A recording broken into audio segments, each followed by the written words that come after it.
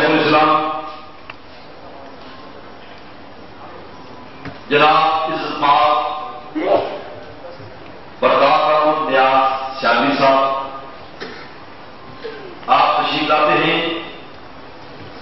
حضرت قطب الکبریٰ زبدۃ العرفاء محبوب یزدانی طارق السلطنت مخدوم سلطان سنگیشر جہانگیر سمرانی رضی اللہ تعالیٰ عنہ کا جو مقالہ لائے ہیں وہ پیش کرتے ہیں.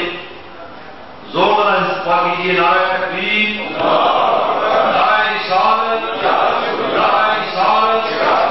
حلقہ شریعہ پاکستان، حلقہ شریعہ پاکستان، آستانہ عالیہ اشرفیہ جیلانیہ فرقہ شریف.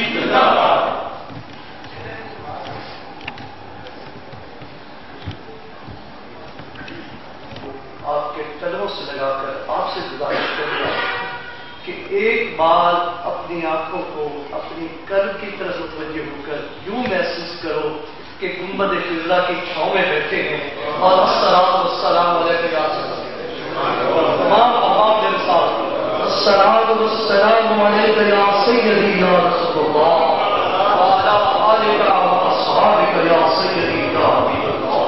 الصلاۃ والسلام علیک یا سیدی یا رسول اللہ وعلی آلک واصحابک یا سیدی یا حبیب اللہ. برادران محترم، مہمانان گرامی قدر، احباب حلقہ اشرفیہ،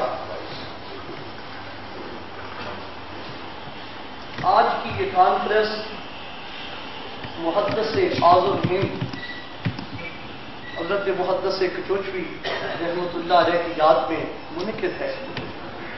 لیکن دلچسپ بات یہ ہے کہ آج صبح مجھے ڈاکٹر صاحب کے ایک نہایت ہی مخلص، نہایت ہی جانثار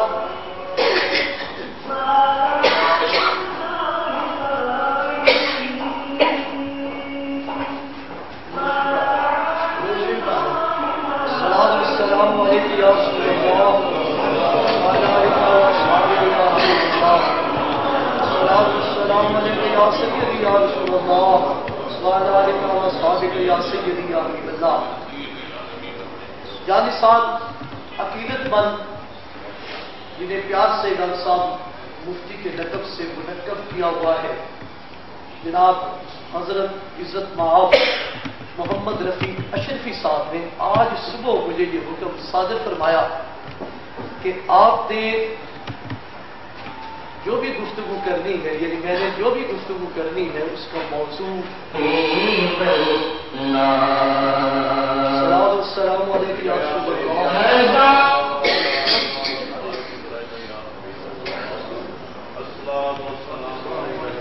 آستانہ میں چھپ چکے تھے، اور میرے لیے ایک بڑا آسان مضمون تھا کہ محدث اعظم کے متعلق مزید بحث کی جائے، گفتگو کی جائے. لیکن صبح ان کے فرمان کے مطابق مجھے پورے کا پورا سبجیکٹ جو ہے اس کو چینج کرنا پڑا، اور میں نے اس کا عنوان رکھا کہ آسمان کے آفتاب ملائک حضرت مخدوم قدس سرہ العزیز. یہ میرا مقالہ 24 گھنٹے تک سنا جائے گا. اگر 2-2:30 بجے ہے تو کل 2-2:30 بجے تک یہ مقالہ جاری رہے گا انشاءاللہ العزیز. میں نے اتنی محنت کی ہے. بہرحال آپ کی تھکاوٹ اور اس سلوک کو مد نظر رکھتے ہوئے کوشش کروں گا کہ میں اسے 15 یا 20 منٹ کے اندر بیان کر سکوں. اسلام کی نشو و نما تاریخ تصوف کے ساتھ ساتھ چلتی ہے. تاریخ اسلام کا طالب علم تصوف کے ساتھ ایک گہرا تعلق اور ایک فطری صورت اختیار کر دیتا ہے. مزید برآں تصوف میں دلچسپی کا محرک مادیت کے خلاف فطرت انسانی کا ایک رد عمل ہے. جب وہ بے چین ہوتا ہے تو وہ چین کی تلاش نہیں کرتا ہے. وہ کوشش کرتا ہے کہ اس شہر کرب و بلا میں مجھے کوئی سایہ نظر آ جائے، میں کچھ دیر کے لیے سستا لوں. مجھے کچھ لمحوں کے لیے چین مل جائے، سکون مل جائے. ایک فطری رد عمل جو پیدا ہوتا ہے اور نتیجتاً وہ شخص تصوف کے لیے، اس کے مطالعہ کے لیے، اس کے مشاہدہ کے لیے چل پڑتا ہے. انسانی قلب جس سکون کا متلاشی ہے وہ زور اور زر سے ماورا ہے، یعنی اس میں کسی پاور کا تعلق نہیں، کسی ہرس کا تعلق نہیں، کسی ہوس کا تعلق نہیں، کسی طاقت کا تعلق نہیں، بلکہ کیا ہے کہ یہ سارے جذبے جو زور اور زر سے پیدا ہوتے ہیں وہ اللہ کے قرب سے دور کر دیتے ہیں. لیکن انسان ایک معاشرتی جانور ہے، سوشل اینیمل، اور نتیجتاً وہ کیا کرتا ہے کہ اسی رو میں بہہ جاتا ہے، اور پھر چل سو چل سکون دور ہو گیا، چین ختم ہو گیا، اور مختلف بیماریوں نے اس کے دل میں جگہ بنا لی.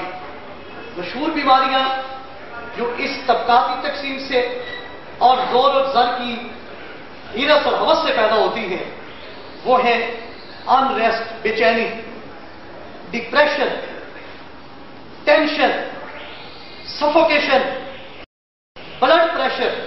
کتنی خطرناک، ہیبتناک، زہریلی اور عبرتناک بیماریاں انسانی جسم کو گھن کی طرف کھا دیتی ہیں. جبکہ انسان اپنے خالق و مالک سے ٹوٹا ہوا رشتہ جوڑنے اور اپنی زندگی کو روحانی اور اخلاقی قدروں کی چاکری میں بسر کرنے کے لیے حیات ابدی اور سرمدی سکون کا متلاشی ہوتا ہے، اس کا جی چاہتا ہے. آج میں مسجدوں میں جب بہت سارا ہجوم دیکھتا ہوں تو یہ مجھے محسوس ہوتا ہے کہ رہ گئی رسم ازاں، روح بلالی نہ رہی، فلسفہ رہ گیا، تلقین غزالی نہ رہی. لیکن اس میں کوئی شک نہیں کہ وہ مسجد میں آنے والا سکون کی تلاش میں، چین کی تلاش میں آتا ہے، اس میں کوئی شک نہیں. وہ چاہتا ہے کہ کچھ دیر کے لیے میں سستا لوں، مجھے تمام بیماریوں سے، تمام مصیبتوں سے، تمام پریشانی سے نجات مل جائے. وہ چند لمحوں کے لیے اگر اس کی تربیت کی جائے، وہ ایک لمحہ، وہ ایک سجدہ جسے تو گراں سمجھتا ہے، 1000 سجدوں سے دیتا ہے آدمی کو نجات. اگر اس کی تربیت کی جائے تو وہ ایک لمحہ جو مسجد میں گزارے گا در حقیقت اس کا اللہ سے ڈائریکٹ رابطہ ہو جائے گا، اور جب رابطہ ہو جائے گا تو اس کا استقبال کرے گا. بدقسمتی یہی ہے کہ ہمارے یہاں جو انسٹیٹیوشنز تھے، تربیتی ادارے تھے، وہ ناپید ہوتے جا رہے ہیں. وہ بھی زر کی تلاش میں اپنا تشخص کھو بیٹھے، معذرت کے ساتھ، معافی کے ساتھ، یہ میں جسارت کر بیٹھا ہوں. حضرات محترم، اور یہ سکون کی دولت، حیات ابدی کی دولت، چین کی دولت، آرام و اطمینان کی دولت، مزید برآں حرکت و ارتقاء کے محرکات صوفیاء کے قدموں میں بسر کرنے سے نصیب ہوتے ہیں. اب اس میں نے 2 لفظ بولے بڑے دلچسپ سے، جو پروفیسر صاحب مجید صاحب بیٹھے ہوئے ہیں اور بھی میرے اہل علم دوست ہیں. اب نے سنا ہوگا کہ ناقدین، معترضین اس بات کا واویلا مچاتے ہیں کہ یہ خانقاہی نظام انسان سے کوششوں کو ترک کر دینے کا دوسرا راہ ہے. ان کا یہ نظریہ ہے کہ تصوف کو اختیار کرنے سے، صوفیاء کی محفل کے آنے سے لوگ بے عمل ہو جاتے ہیں، حالانکہ صوفیاء کے قدموں میں بیٹھنے سے لوگوں کو ارتقاء، لوگوں کی نشو و نما ہوتی ہے، اور وہ ان کا سفر جاری ہوتا ہے، اور پھر وہ کہاں پہنچتا ہے؟ وہ زمین سے چلتا ہے اور عرش معلا تک جا پہنچتا ہے. اور اس سفر پر ملائکہ مقربین بھی اثر کرتے ہیں. اور یہی وجہ ہے کہ اسلام نے انسان کو اور اللہ تعالی نے انسان کو اشرف المخلوقات کے لقب سے منعقد کیا کہ وہ سفر ارتقاء کا سفر ہے، اور جو کسی کے قدموں میں بسر ہوتا ہے وہ سفر نہایت خوبصورت ارتقاء ہوتا ہے. صرف یہ ہے کہ خلوص نیت ہونی چاہیے.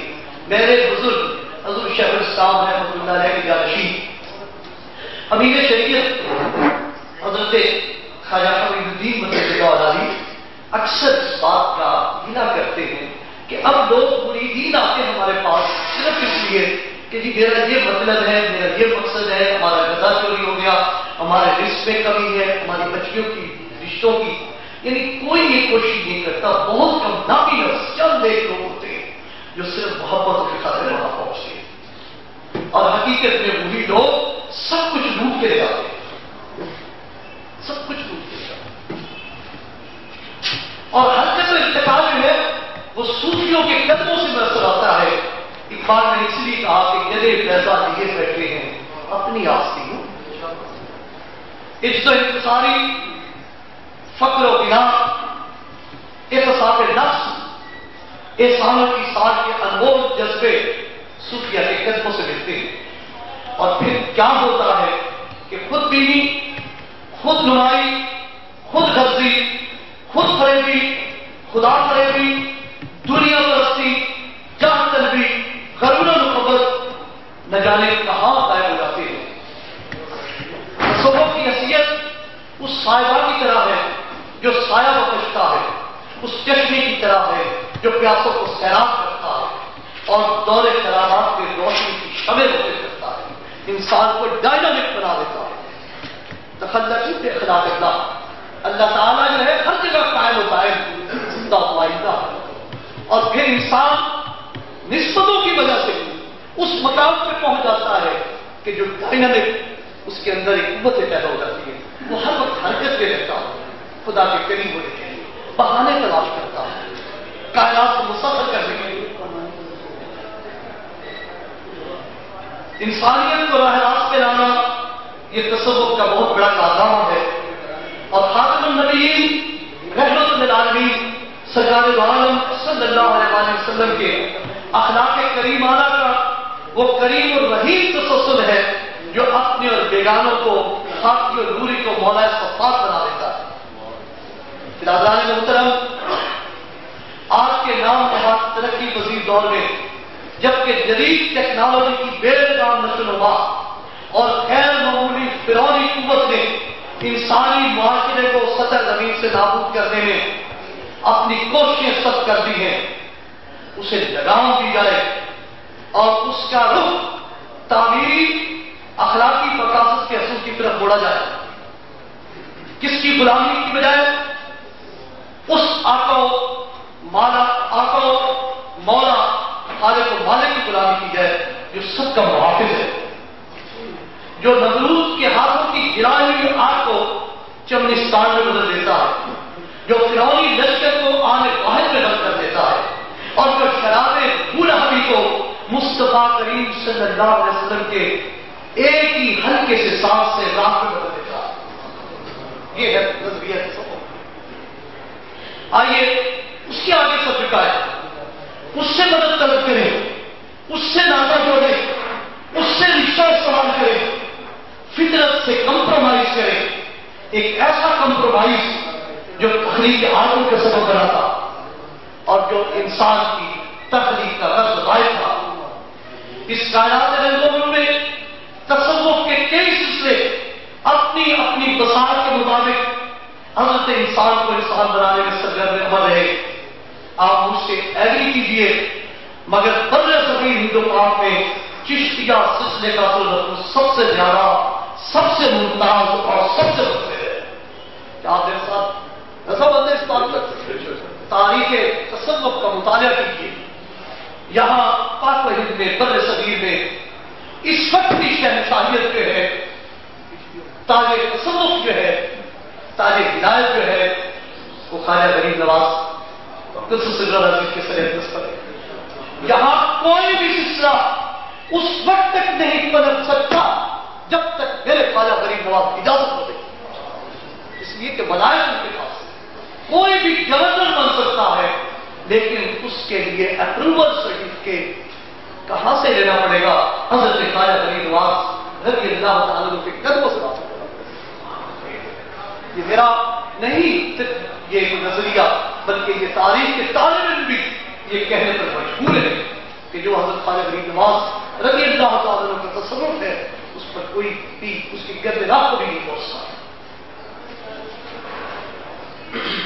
سلطان و ہند کے قدم مبارک 6ویں صدی ہجری میں بر صغیر کی سرزمین پر وارد ہوئے، قدم مبارک کیا پڑے، جگہ جگہ فیض و برکات کے چشمے بن پڑے۔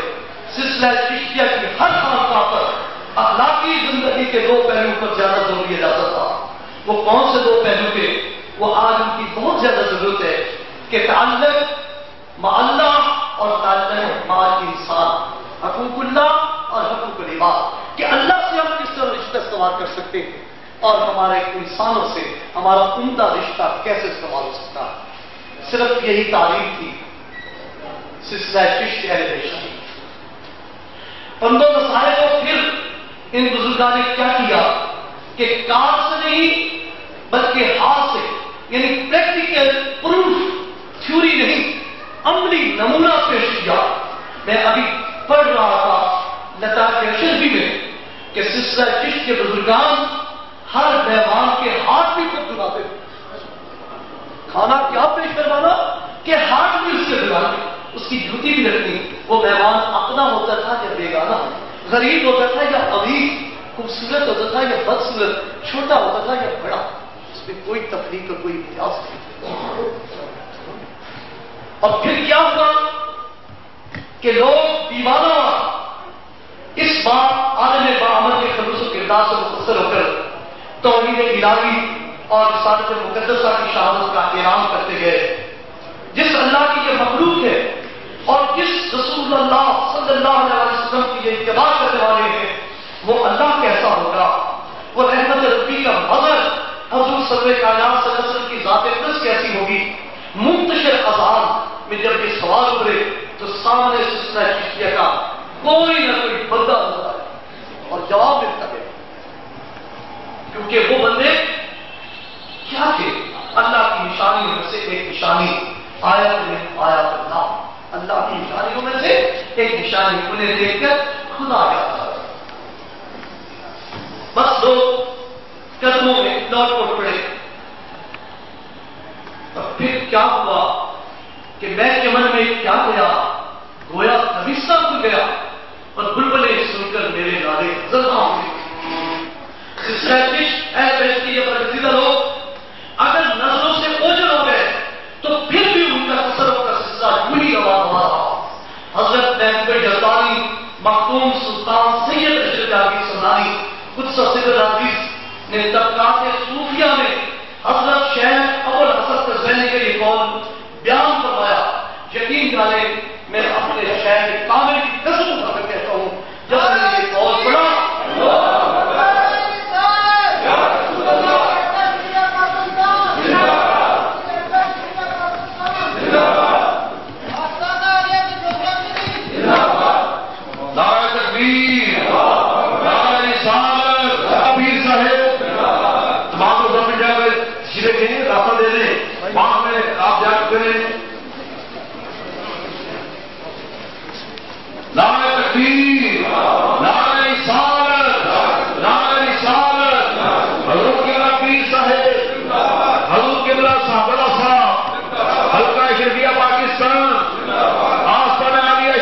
چھوٹا شریف، آستانہ عالیہ شریف چھوٹا شریف۔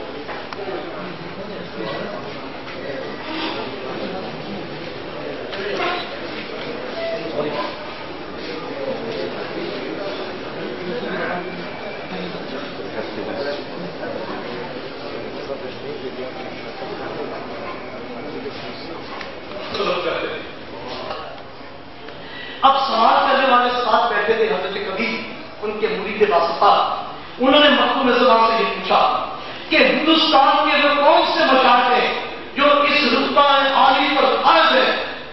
تو آپ نے کیا جواب دیا؟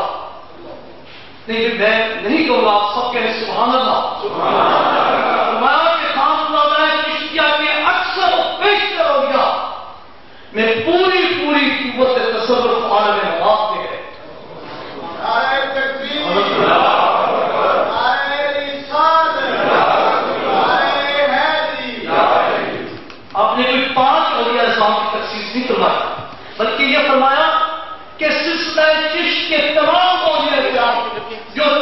بنی ہجری تک تھے وہ بعد وصال بھی اسی طرح تصور فرماتے ہیں جس طرح کی زندگی میں فرماتے ہیں.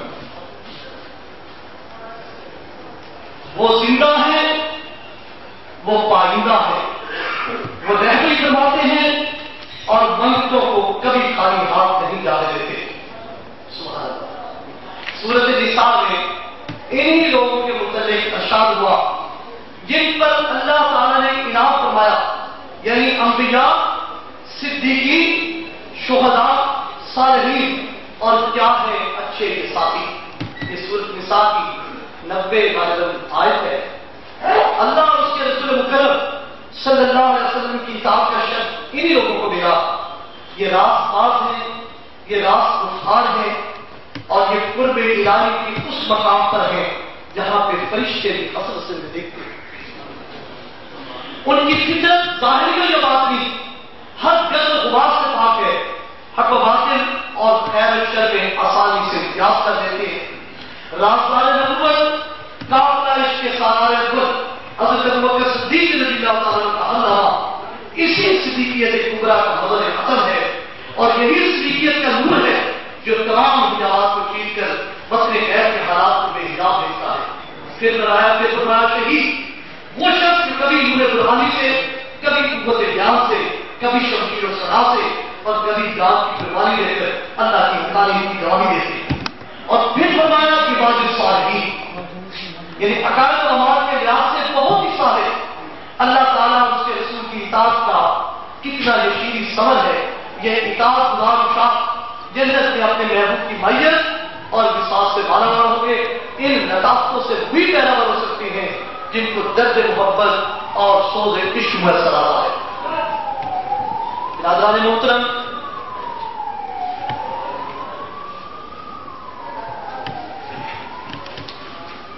سچی بات یہ ہے کہ کسی زمانہ میں بھی امت اولیاء، مشائخ اور علماء کرام سے خالی نہیں گئی. 8ویں صدی ہجری میں سمنان میں آسمان بلال کا یہ آفتاب و مہتاب طلوع ہوا. 17 سال میں ریاست سمنان کے وارث کرے. یہ میں احباب اشرفیہ سے گزارش کروں گا کہ یہ باتیں ازبر یاد ہونی چاہیے اور اپنے بچوں کو منتقل کی جائے. لوگوں کو مرید تو ہو جاتے ہیں لیکن اپنے شیخ کے کامل کی خاندان کا پتہ نہیں ہوتا، وراثت کا پتہ نہیں ہوتا. جبکہ شیخ کا ذکر کرنے والا اس کی بخشش کرنے والا بھی شیخ بن جاتا ہے. فرمایا 17 سال میں ریاست سمنان کے وارث کرے اور تھوڑے ہی عرصہ میں حضرت خضر علیہ السلام کی ترغیب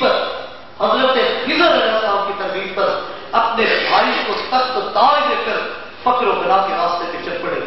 اور پھر یہ کہا کہ جب سے ہم نے اپنا سر پائے محمد پہ رکھ دیا دونوں جہاں سے دست تمنا. ملتان سے آ کر کچھ شریف حضرت مخدوم جہانیہ جہاں دست سے مقام فقر سے بہت کچھ حاصل کیا. پھر حضرت مخدوم جہانیہ رحمت اللہ علیہ نے فرمایا کہ ملک بنگال کی طرف جائیے، وہاں سلطان الہند خواجہ فرید نواز حضرت خواجہ معین الدین چشتی رضی اللہ تعالیٰ عنہ کے سلسلہ سے منسلک شیخ علاء الحق الدین آپ کے منتظر ہیں. اچ شریف سے دہلی سے بہار سے مقام جنت آباد پنڈوا شریف پہنچے تو مرشد کامل میں خلفاء مریدین شہر سے 4 کوس میل دور باہر تشریف لائے اور اپنے مرید کا استقبال کیا. کیا مقام ہے؟ اس مقام پہ کروڑوں انسانوں کی جانیں قربان کی جا سکتی. بس یہ بات حضرت محبوب یزدانی کو اپنی پالکی میں سوار کرایا، اپنی قیامگاہ تک لے گئے اور فرمایا اے فرزند سنیں. حضرت شیخ کی کلمات اپنے مرید کے متعلق، اے فرزند جس دن سے تم تارک السلطنت ہوئے گھر سے نکلے ہو ہر منزل میں میں تمہارا نگران تھا اور مواصلت ملاقات ظاہری کی تمنا رکھتا تھا. الحمدللہ آج یہ جدائی وصل کی صورت اختیار کر رہی ہے. تو میرے سامنے ہے اور میں تیرے سامنے ہوں. ادھر محبوب یزدانی کا یہ عادت کہ مرشد کی چوکھٹ پر سر رکھ کر بردست گزشتہ ایک غزل کے ہی اس کے 2 اشعار میں بیان کروں گا، اور وہ فارسی کے اندر ہے: ماہر جناب دولت سرخرد نہارے رکھتے وجود بس رہی جب خوشارے اشرف بس وجود خود آہد بہتر از دولت حکیم باقسی دارے. مرشد کامل حضرت علامہ حق الدین اپنے حجرہ خاص میں لے جا کر پورا ایک پہر کامل تنہائی میں تمام اسرار و رموز سے مالا مال کر دیا. اور پھر کیا ہوا کہ بھرپور زندگی، چاہے سفر تھا چاہے حضر تھا، حق تعالیٰ کے حقوق کی ادائیگی پر تمام کمال کے ساتھ قائم دائم رہے. خوشی اور رنج میں حق تعالیٰ ان کا محافظ تھا. یہاں پہ میں جب ان کا دوسرا لطیفہ یعنی برائت کی پہچان پڑ رہا، مجھے ایک بڑا خوبصورت ایمان افروز جملہ وہاں ملا. میں نے اس کو جب ہائی لائٹر کیا، پھر میں نے اس کو ڈائری پہ لکھا، پھر اس کو میں نے ایک نہایت ہی بہت بڑے خطاط سے یہ کہا کہ یہ فکرہ مجھے لکھ دے دو تاکہ میں اپنے کمرے میں لگا سکوں. اس فکرے کی اکثر شعائیں جب میرے جسم پر، میرے نظر پر، میرے دل پر پڑے گی تو میری دل کی تاریخیاں اور میری لمحوں کے اندھیرے دور جائیں. جو شاید میں فکرہ بیان کرتا سننے کے بعد ایمان کو فرمایا کہ گھبرانا نہیں چاہیے. جب کوئی تکلیف پہنچے تو یہ تصور کرو کہ اللہ تعالیٰ کی اس میں صفتیں اس میں ذات کام کر رہی ہے، کہ یہ اللہ تعالیٰ کی صفت ذات سے گھبرانا نہیں چاہیے. اور جب کوئی نفع پہنچے تو خوشی میں آپ اس سے باہر نہ ہو جاؤ، یہ اللہ تعالیٰ کی صرف اس میں نافع کام کر رہی ہے. پھر الحکیمہ لا یخلو من الحکمہ، اس حکیم کا کوئی کام حکمت سے پانی نہ سکتی. وہ تکلیف بھی دیتا ہے تو انسانوں کو نوازنے کے لیے، انسانوں کو حسین بنانے کے لیے، انسانوں کو کسی مقام پہ اٹھانے کے لیے. ہم لوگ تھوڑی دیر پریشان ہو جاتے ہیں، اجلت پسند ہے، اور نتیجے سے ہم تمام حدوں کو کراس کرتے ہیں. لیکن نتائج کے شیخ نے دیکھا کہ یہ سب اللہ تعالیٰ کی صفات میں کام کر رہے ہیں. اگر تکلیف پہنچے تو یہ سمجھو کہ اللہ تعالیٰ نے آپ کو تم کا ایک جرت عطا کیا، صبر و استقامت سے اس کا مقابلہ کرے.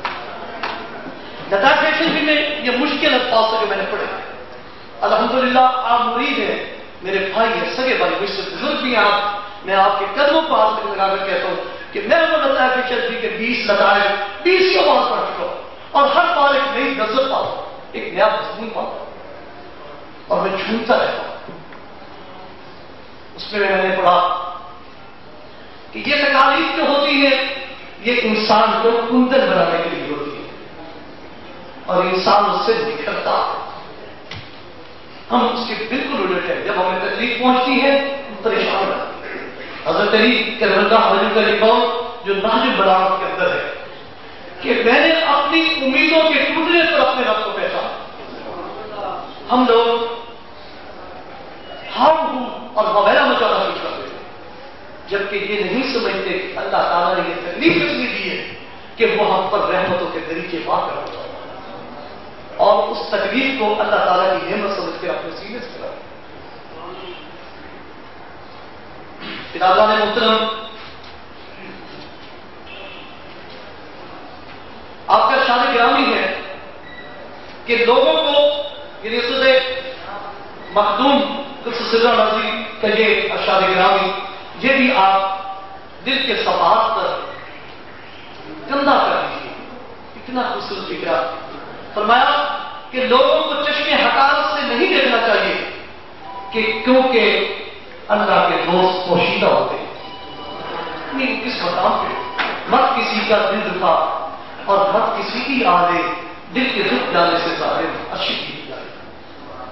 یہ زلزلہ آیا تو زلزلے کی وجہ یہ نہیں تھی کہ وہاں کی پلیٹیں جو تھی وہ ہل گئی، بلکہ میں نے تو یہ کہا تھا کہ زلزلہ آدم میں بے سبب نہیں آتا، کوئی بے تاب تہے خاک تڑپتا، کسی کا دل دکھا اور نتیجے سے یہ سمجھ پتہ نہیں وہ کون شخص. تو کیا پاور نے یہ لکھا کہ اس زلزلہ آنے سے 1 ماہ پہلے باغ کے شہر میں ایک مجذوب یہ آواز لگا کہ مصیبت آنے والی ہے، اپنی اصلاح کر لو. لوگ اس سے دھکار دیتے تھے. زلزلہ عالم میں بے صبر نہیں آتا. کوئی بے تاب کہے خاک کرتا کسی سے دل آتا. حضرت مختوم کچھ سلسلہ نازل فرماتے ہیں کہ میں سید علی حمدانی رحمت اللہ علیہ کے ساتھ اطراف عالم میں پھرا. 3 مرتبہ میں نے آسمان اور زمین کی سیر کی اور میں نے ان کی ذات سے سلوک و معرفت کی اس قدر فوائد حاصل کیے کہ میرا ہر سر روح شکر ادا کرے جب بھی میں ایک شکر بھی ادا نہیں کر سکتا. سبحان اللہ. حضرت سید علی حمدانی فرماتے تھے میں نے 1400 اولیاء کرام کی زیارت کی ہے اور ہر ایک کی ذات والا سے مجھے فائدہ پہنچا ہے. اب حضرت سید علی حمدانی رحمۃ اللہ علیہ کے ساتھ کون ہم سفر ہے؟ حضرت مختوم رحمۃ اللہ علیہ. 1400 اولیاء کرام. اولیاء اللہ کی پہچان بتا کے شریف میں آپ نے بیان فرمائی. کمال کی بات فرمایا کہ اولیاء کی شناخت کیا ہے. سب سے بڑی بات لطافت زبان کہ زبان میٹھی ہوتی ہے. بات کرتا ہے تو خوشبو کو بدل دیتا ہے. اس کا لہجہ تو گلابوں کو دہن دیتا ہے. دوسری بات حسن اخلاق کہ اخلاق کی اس مقام پر فائز ہے جو حضور صدر کائنات صلی اللہ علیہ وسلم کے اخلاق کریمانہ کا تسلسل ہے. جس قدر چاہو میرا درد سے لازم کر دو میں تو زندہ ہوں فقط غم عزیز سے پانے کے لیے. میرے پاس نشہ پلا کے گرانا تو سب کو آتا ہے. مزہ تو تب ہے کہ گرتے ہوئے کام ہے سنبھال لیا اس کو قبول ہے. اور اقبال نے بڑی درد مندانہ انداز میں یہ کہا کہ اسی وجہ سے میں خانے کے اندر رش ہے ہجوم ہے لیکن مسجدیں ویران ہے خانقاہیں ویران ہو چکی ہے. وجہ کیا ہے کہ وہ جو ساقی ہے وہ ہر ایک کا استقبال کرتا ہے. دروازے میں جاتا ہے اسے پتا ہے کہ اس کی جیب میں پیسے نہیں ہیں لیکن وہ سکون کی لذت کے لیے یہاں پہنچا. ہجوم کیوں ہے زیادہ شراب کھانے میں فقط یہ بات کے پیلے مباح ہے مرد ابھی. حالانکہ یہ اپنا خانقاہی نظام کا ثمرہ خانقاہی نظام کا ٹکڑا امتیاز ہے کہ کوئی بھی آئے اس کو گلے لگاؤ. میں نے دیکھا میں جب ڈاکٹر صاحب کے پاس پہلی گھر گیا میں درود شریف پڑھ رہا تھا. انہوں نے میری طرف دیکھا میں پیچھے بیٹھا ہوا تھا. ایک بات کی بالکل نہ کر دی مجھے. پھر میں نے درود شریف پڑھا. پھر میری طرف دیکھا کیا چاہتے ہو؟ میں نے کہا حضور میں یہ چاہتا ہوں میرے پاس ٹائم نہیں ہے لیکن ابھی یہ بات کی اور 2-3 لڈو میری طرف بھیج دیے اس کو کھلایا جاتا ہے. جب میں لڈو کھاتا گیا تو کہنے لگے ہاں پھر کیا بات ہے تم کس لیے آئے ہو؟ میں نے کہا حضور فلاں مسجد میں آپ کی صدارت ہے اور چاہتے ہیں کہ آپ وہاں صدارت فرمائیں. بالکل نہ واقعی کوئی طرح نہیں. پہلے مجھے نہ کر چکے تھے. لڈو کھلانے کے بعد کہا کہ میں آؤں گا اپنی گاڑی میں آؤں گا میں کوئی پیسے ویسے نہیں دوں گا اور جتنی دیر چاہوں گی اتنی دیر بیٹھوں. یہ سب درود شریف کی برکتیں ہیں جو ڈاکٹر صاحب کی. میں اور ایک وظیفہ ان کا بتا دوں جو میں نے چوری کیا کہ یہ نہیں ہے کہ چہرہ جو ہے وہ باسی ہو عمل جو ہے وہ پرانا ہو قلیل ہو اور اس میں خلوص نہ ہو بلکہ چہرے میں تازگی نظر آتی ہے. ڈاکٹر صاحب کا بھی یہ معمول ہے کہ مجاہدات میں رات دن مدد کرتے ہیں اور جب بھی ہم ان کے پاس گئے پھر تو تازہ ہوتے ہیں.